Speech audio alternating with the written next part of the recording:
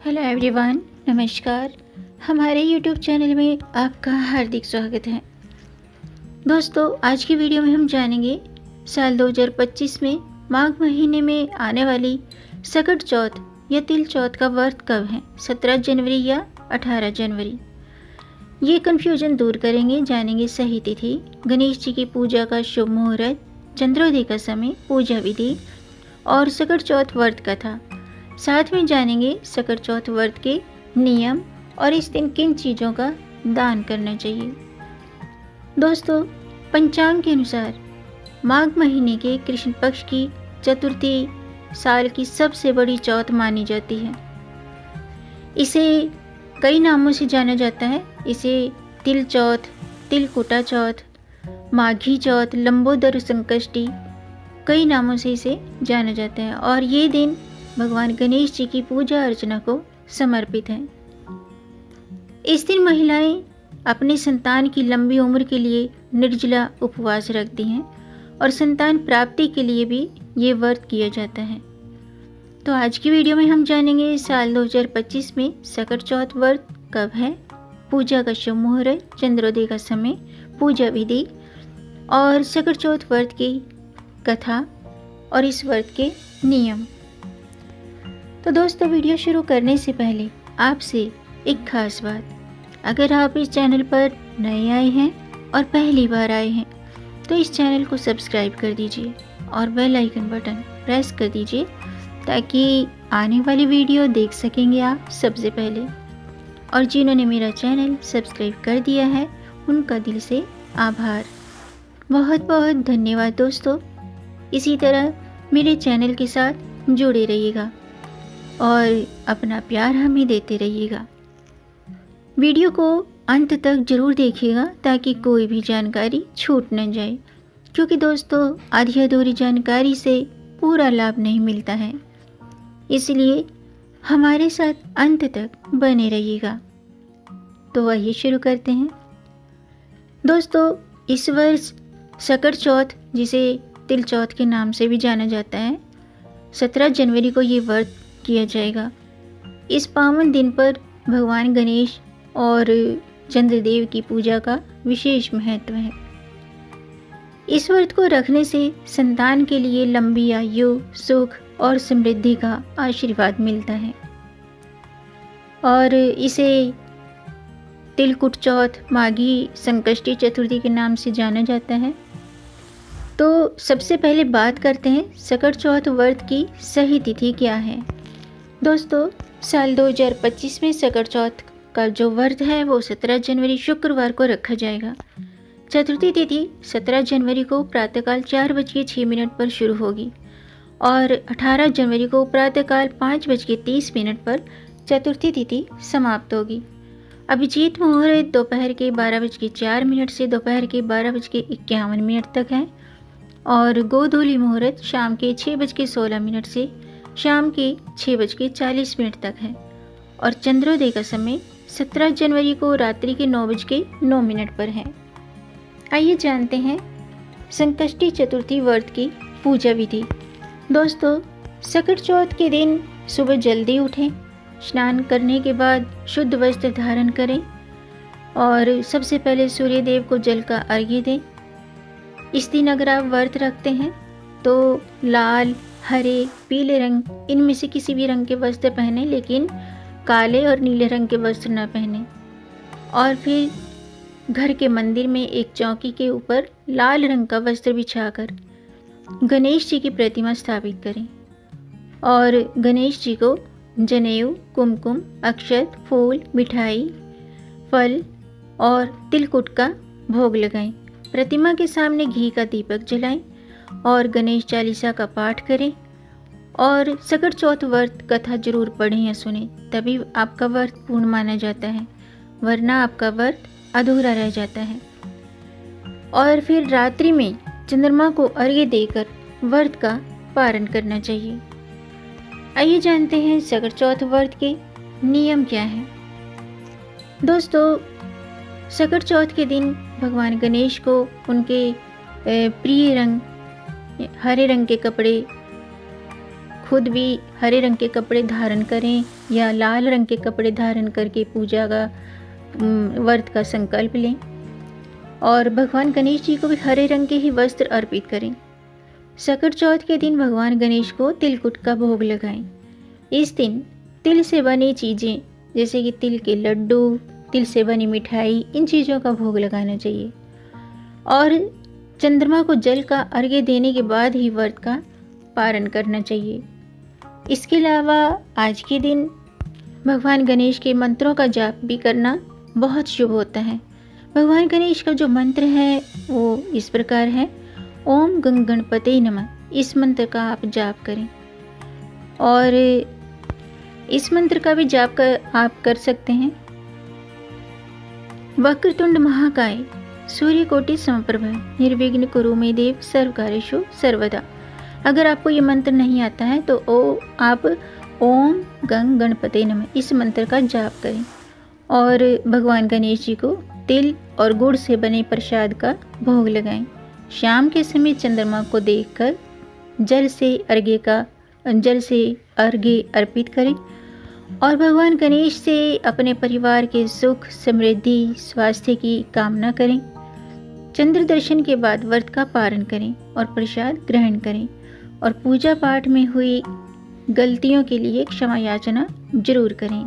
इस दिन तामसिक चीज़ों का सेवन नहीं करना चाहिए और व्रत कथा जरूर पढ़नी या सुननी चाहिए, तभी व्रत का फल प्राप्त होता है। तो मैं व्रत कथा शुरू करती हूँ। सकट चौथ व्रत की कथा इस प्रकार है, ध्यान से सुनिएगा। सकट चौथ का व्रत भगवान गणेश जी को समर्पित है और इसे सच्चे मन से करने पर संतान सुख और कष्टों से मुक्ति का वरदान मिलता है। व्रत के साथ सकट चौथ की कथा सुनना अत्यंत आवश्यक माना जाता है। कथा के अनुसार एक बार भगवान शिव ने कार्तिकेय और गणेश जी से पूछा कि कौन देवताओं के कष्ट दूर कर सकता है। इस पर दोनों ने स्वयं को इस कार्य के लिए योग्य बताया। शिव जी ने कहा कि जो पहले धरती की परिक्रमा करके लौटेगा वही यह कार्य करेगा। कार्तिकेय अपने वाहन मोर पर सवार होकर परिक्रमा के लिए निकल गए। इस दौरान गणेश जी ने विचार किया कि उनका वाहन मूषक है जो पूरे धरती की परिक्रमा करने में अधिक समय लेगा। तब उन्होंने एक उपाय सोचा और अपने माता पिता शिव और पार्वती की 7 बार परिक्रमा करके वापस बैठ गए। जब कार्तिकेय लौटे तो उन्होंने स्वयं को विजय बताया। भगवान शिव ने गणेश जी से पूछा कि उन्होंने धरती की परिक्रमा क्यों नहीं की। गणेश जी ने उत्तर दिया कि माता पिता के चरणों में ही समस्त लोक विद्यमान हैं। उनके उत्तर से शिव जी प्रसन्न हुए और उन्हें देवताओं के कष्टों का निवारण करने का आशीर्वाद दिया। साथ ही ये भी कहा कि जो व्यक्ति चतुर्थी के दिन श्रद्धा से उनकी पूजा करेगा और चंद्रमा को अर्घ्य देगा उसके सभी कष्ट दूर हो जाएंगे। सकट चौथ व्रत का ये पर्व आस्था, संतान के कल्याण और भगवान गणेश की कृपा पाने का प्रतीक है। ये थी सकट चौथ व्रत कथा। अब बात करते हैं कि इस दिन आपको किन बातों का ध्यान रखना चाहिए। दोस्तों, ऐसा माना जाता है कि सकट चौथ व्रत रखने वाली महिलाओं को और माताओं को भूल कर भी इस दिन काले रंग के वस्त्र नहीं पहनने चाहिए। इसके अलावा इस बात का ध्यान रखें, व्रती महिलाएं इस बात का ध्यान रखें कि चंद्रमा को अर्घ्य देते समय जल के छींटे पैरों पर न पड़े। जल के छींटे पैरों पर गिरना शुभ नहीं माना जाता है। इसके अलावा दोस्तों, ऐसा माना जाता है कि सकट चौथ के दिन गणपति जी को मोदक का भोग लगाने से सुख समृद्धि का आशीर्वाद मिलता है। सकट चौथ व्रत के दिन भगवान गणेश जी की पूजा करते समय केतकी के फूल और तुलसी का उपयोग भूल कर भी न करें। इनका उपयोग पूजन में शुभ नहीं माना जाता है।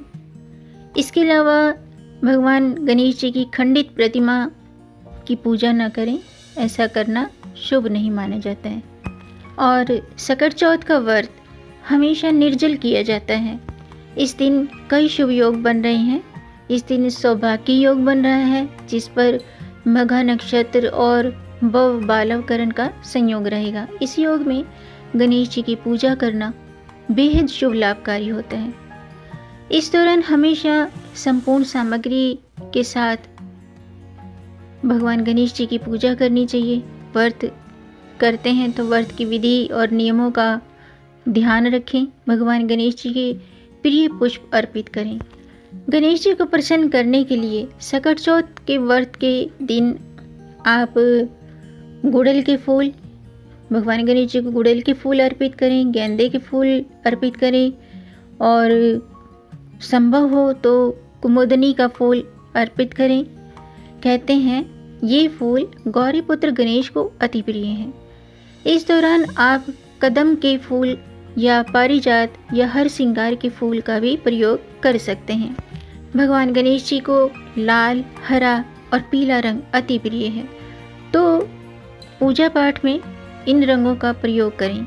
इसके अलावा दोस्तों, इस दिन भगवान गणेश जी की कृपा पाने के लिए, भगवान गणेश जी को प्रसन्न करने के लिए उनके 12 नामों का जाप करना चाहिए। इन 12 नामों का जाप करना केवल पूजा को पूर्ण बनाता बल्कि जीवन में शुभ फल, समृद्धि और हर क्षेत्र में हमें सफलता प्रदान करता है। भगवान गणेश जी के 12 नाम इस प्रकार हैं: सुमुख, एकदंत, कपिल, गजकर्ण, लंबोदर, विकट, विघ्ननाशक, धूम्रवर्ण, भालचंद्र, विनायक, गणपति और गजानन। ये गणेश जी के 12 नाम हैं। इन नामों का जाप करने से भगवान गणेश जी प्रसन्न होते हैं और हमारी सभी मनोकामनाएं पूर्ण करते हैं। इसके अलावा दोस्तों, इस दिन दान का महत्व होता है। तिल चौथ के दिन तिल से बने व्यंजन भगवान गणेश जी को अर्पित किए जाते हैं और बाद में इनका दान किया जाता है। स्कंद पुराण के अनुसार तिल का दान करने से जाने अनजाने में हुए पापों का नाश होता है और सभी तरह के दोषों से मुक्ति मिलती है। मत्स्य पुराण के अनुसार इस दिन भगवान विष्णु के पसीने से उत्पन्न तिल और माता लक्ष्मी के द्वारा प्रकट किए गए गन्ने के रस से बने गुड़ का तिलकुटा बनाकर दान करना चाहिए। व्रत करने वालों को यदि ये संभव हो तो इस दिन 10 महादान, जिनमें अन्न दान, नमक का दान, गुड़ का दान, स्वर्ण दान, तिल का दान, वस्त्रों का दान, गौघृत का दान, रत्नों का दान, चांदी का दान और 10वां दान है शक्कर। इनमें से आप किसी भी चीज़ का दान करें। इन चीज़ों का दान करने से दुख दरिद्रता दूर होती है, कर्ज से मुक्ति मिलती है, रोगों से मुक्ति मिलती है। इस दिन गाय और हाथी को गुड़ खिलाने से अकाल मृत्यु का भय नहीं रहता है। तो दोस्तों, आज के लिए बस इतना ही।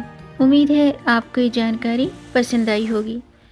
दोस्तों, वीडियो बनाने में बड़ी मेहनत लगती है और अगर आपको हमारी मेहनत अच्छी लगी हो, ये वीडियो, ये जानकारी अच्छी लगी हो, पसंद आई हो, तो आप इसे लाइक ज़रूर कीजिएगा। आपके लाइक से हमारा मोटिवेशन अप होता है और इस जानकारी को आगे बढ़ाकर ज़्यादा से ज़्यादा शेयर भी कर दीजिए ताकि औरों को भी इससे लाभ प्राप्त हो।